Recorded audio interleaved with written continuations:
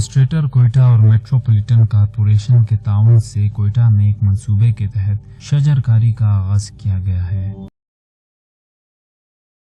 Campaign کا مقصد tree plantation کو فروغ دینا ہے، چونکہ کوئٹہ جیسے آبارآلود شہر میں سبزے اور درختوں کی کمی بہت خطرناک ثابت ہوتی جا رہی ہے۔